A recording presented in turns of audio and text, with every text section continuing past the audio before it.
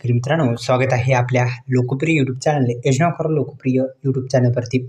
तर एकंदरीत आपण जर पाहिलं तर नमो शेतकरी महासन्मान निधी योजनेचा 8वा हप्ता जमा होण्याची प्रक्रिया आणि डीबीटी मार्फत थेट शेतकऱ्यांच्या खात्यामध्ये जमा जाणून घेऊ संपूर्ण बातमी।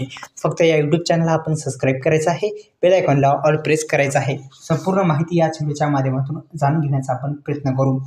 नमो शेतकरी महासन्मान निधी योजनेअंतर्गत पात्र शेतकऱ्यांच्या खात्यामध्ये प्रतिवर्षी 6,000 रुपये दिले जातात।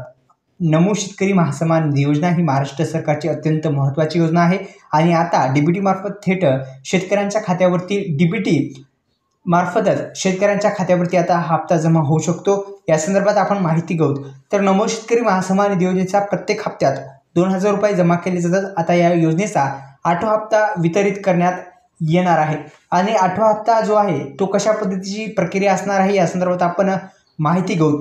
पहा, अनेक दिवसांपासून शेतकरी या हप्त्याची वाट पाहत आहात आणि या हप्ता जमा झाल्यापासून शेतकऱ्यांना 7वा हप्ता मिळाला आणि आता 8व्या हप्त्याची शेतकरी बांधव आता मोठ्या प्रमाणात वाट पाहतात। तर या हप्ता जो आहे तो शेतकऱ्यांच्या खात्यावरती आता जमा होणार आहे।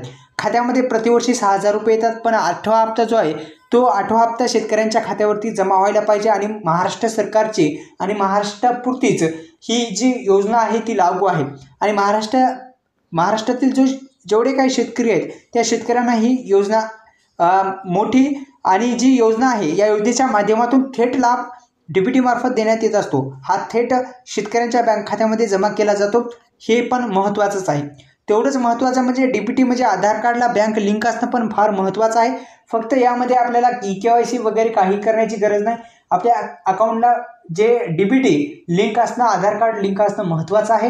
हे काम करून घ्या। आपल्या यूट्यूब चॅनलला सबस्क्राईब करा आणि या जो आहे या नमो शेतकरी योजनेचा 8वा हप्ता लवकरच शेतकऱ्यांच्या खात्यावरती आता जमा होण्यास लवकरच आता सुरू होईल। धन्यवाद। जय शिवराय।